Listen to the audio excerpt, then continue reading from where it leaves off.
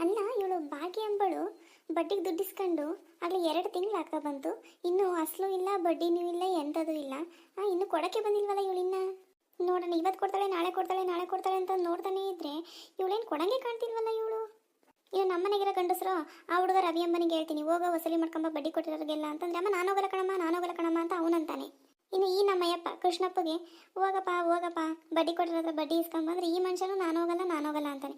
ಎಲ್ಲ ತಗೋ ನಾನು ಹೋಗ್ಬೇಕು ವಸೂಲಿ ಮಾಡೋಕ್ಕೆ. ಮತ್ತು ಅದ್ರಾಗ ಹೇಳೋದು ಬೇರೆ, ನಿನ್ನ ಜೈ ನಿನ್ನಿಂದನೇ ಕಣೆ ವಸೂಲಿ ಆಗೋ ದುಡ್ಡು, ನೀನು ಹೋದ್ರೇ ಕಣೆ ಜನ ದುಡ್ಡು ಬಿಚ್ಚೋದು, ನಾವು ಓದಿ ದುಡ್ಡೇ ಕೊಡಲ್ಲ ಕಣೆ ಹಂಗಂತೇಳಿ ನಾನು ನುಗ್ಗಿಸ್ತಾರೆ. ಇನ್ನೇನು ಮಾಡೋದು, ನಮ್ಮ ದುಡ್ಡಲ್ಲಿ ಕೊಟ್ಟಿರೋದು.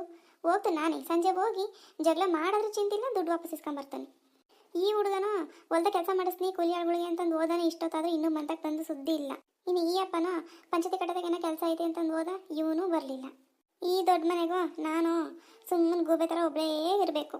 ಈ ನನ್ನ ಮುದ್ದಿನ ಮಗಳು ಪಿಂಕಿನ ಇದು ಬರೀ ಕಾಲೇಜಿಗೆ ಹೋಗುತ್ತೆ ಬರುತ್ತೆ, ಬರೇ ಊರು ಸುತ್ತುತ್ತೆ ಇದೊಂದು. ನನ್ನ ಮಗಳು ಪಿಂಕಿ ಎಲ್ಲೋದ್ಲು? ಕಾಲೇಜಿಂದ ಬರೋ ಟೈಮ್ ಆಯಿತು, ಇನ್ನೂ ಇಷ್ಟೊತ್ತಾರು ಬರಲಿಲ್ವಲ್ಲ ಈ ಹುಡುಗಿ. ನೋಡೋಣ. ಜಯ ಜಯ, ಏನು ಹೇಳಪ್ಪ ಕೃಷ್ಣಪ್ಪನವ್ರೆ? ಏನಿಲ್ಲ ಕಣೆ, ರವಿ ಬಂದ? ಇನ್ನೂ ಬಂದಿಲ್ಲ ನೋಡಪ್ಪ ಹುಡುಗ. ಅದೇ ಕೀಟದವ್ರು ಬಂದಿಲ್ಲ. ಏನೋ ನೋಡಪ್ಪ, ನಾನು ಅವನ ದರಿನೇ ಕಾಯ್ಕೊಂಡು ಕುಂತಿದ್ದೀನಿ. ಮತ್ತೆ ಪಿಂಕಿ ಬಂದ್ಲಾ? ಇನ್ನು ಪಿಂಕಿ ಬಂದಿಲ್ಲ, ಯಾರು ಬಂದಿಲ್ಲ. ಸರಿ ಬರ್ತಾರೆ ಅಣ್ಣ, ತಗೋ ಹೋಗಿ. ಸರಿ, ಹೊಟ್ಟೆ ತುಂಬ ಹಸುವಾಗ್ಬಿಟ್ಟಿದೆ ಕಣೆ, ಹೋಗಿ ಉಣ್ಣಕ್ಕೆ ತರ ಹೋಗಿ. ಉಣ್ಣಕ್ಕೆ ಯಾತ್ರದು ಇಲ್ಲ ಉಣ್ಣಕ್ಕೆ. ಯಾಕೆ ಹಂಗಂತಿದ್ಯಾ? ನನಗೆ ಇಷ್ಟು ದೊಡ್ಡ ಮನೆಗೂ ಕೆಲಸ ಮಾಡಿ ಸಾಕಾಗಿದೆ. ಒಬ್ಳು ಮನೆ ಕೆಲಸದಲ್ಲಿ ತಗೊಂಬ, ಒಬ್ಬ ಮನೆ ಕೆಲಸದಲ್ಲ ನೋಡ್ಕೊಂಬ ಅಂತಂದ್ರೆ ಏನಾದರೂ ತಲೆಗೆ ಹಾಕೊಂಡು ನೋಡ್ಕೊಂಬರ್ತೀಯ ನೀನು? ಉಣ್ಣಕ್ಕೆ ಹಸುವಾತು ಅಂದ ತಕ್ಷಣ ಬಂದು ಕೇಳ್ಬಿಡ್ತೀಯ, ಉಣ್ಣಕ್ಕಿಕ್ ಬಾರೆ ಅಂತಂದು. ಅಲ್ಲ ಕಣೆ, ಮನೆಗೆ ಬಂದು ಊಟಕ್ಕೆ ಇಟ್ಕೊಡು ಅಂತ ಹೇಳ್ದು ತಪ್ಪ ನಿನಗೆ? ಹಂಗೆ ಉಣ್ಣಕ್ಕೆ ಹೇಳ್ದರು ಒಂಚೂರು ಮನೆಗಳರು ಮನೆ ಕೆಲಸ ಮಾಡೋಕ್ಕಾಗ್ತಿಲ್ಲ ಅಂತಂದು ಮನೆ ಕೆಲಸನೂ ಕರ್ಕೊಂಬಂದು ಇಡಬೇಕು, ಆಮೇಲೆ ಕೇಳಬೇಕು.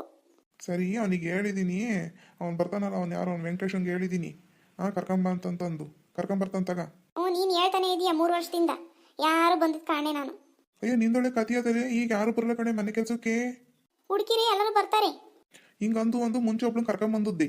ಅವಳ ಹತ್ರ ಇಡೀ ಮನೆಯದೆಲ್ಲ ಕೆಲಸ ಮಾಡಿಸಿ ಅವಳನ್ನ ಅಯ್ಯೋ ಅನ್ನಿಸ್ಕೊಂಡು ತಿಂದ್ಬಿಟ್ರಿ. ಅವಳು ಅವತ್ತು ಮನೆ ಕೆಲಸ ಬಿಟ್ಟು ಓಡೋದಳು, ಮತ್ತೆ ವಾಪಸ್ಸೇ ಬರಲಿಲ್ಲ. ಅಯ್ಯ ಕರ್ಕೊಂಬಂದಿದ್ದೆ ತಗೊಳಪ್ಪ.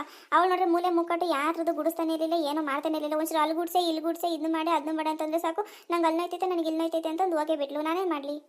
ಹೆಂಗ ಹೊತ್ತಾಗ ಹೇಳಿದ್ದೀನಿ ನಾನು ವೆಂಕಟೇಶಿಗೆ ಕರ್ಕೊಂಬರ್ತಾನೆ. ಅದು ಒಂದು ನೋಡ್ತೀನಿ, ನನ್ನ ಕೈನಾಗೂ ಆಗ ವಸ್ತಿನ ಮಾಡ್ತೀನಿ, ಆಗಲಿಲ್ಲ ಅಂತ ಸುಮ್ಮನೆ ಕೂತ್ಕೊಂತೀನಿ ಅಷ್ಟೇನೆ. ಅವಾಗ ನೀವು ಅಪ್ಪ ಮಕ್ಕಳು ಬೇಯಿಸ್ಕೊಂಡು ತಿನ್ರಿ. ಸರಿ ಬಿಡಿ, ಆತಿಗೆ ಏನು ಮಾಡ್ತೀಯ ತರಗ ಹೋಗಿ. ಮುದ್ದೆ ಮಾಡ್ತೀನಿ ತರ್ತೀನಿ, ನೀರು ಕೈ ತಗೊಂಬರಾಗು ತಂದು ಕೊಡ್ತೀನಿ. ಸರಿ ಆಯ್ತು. ಇವ್ರು ಯಾರಪ್ಪ ಅಂತ ನೋಡ್ತಿದ್ದೀರಾ? ನಾವು ಯಾರೂ ಅಲ್ಲ, ನಾವು ರವಿಯವರ ಅಪ್ಪ ಅಮ್ಮ. ನನ್ನ ಹೆಸರು ಜಯಮ್ಮ, ನಮ್ಮ ಮನೆ ಹೆಸರು ಕೃಷ್ಣಪ್ಪ ಅಂತಂದು ಹೇಳಿ. ನನಗೆ 3 ಜನ ಮಕ್ಕಳು. ಮೊದಲನೇ ಅವಳದು ಮದುವೆ ಮಾಡಿದ್ದೀವಿ, ಇನ್ನು 2ನೇವನೇ ನಮ್ಮ ರವಿ, ಇನ್ನು 3ನೇವಳು ನನ್ನ ಮಗಳು ಪಿಂಕಿ.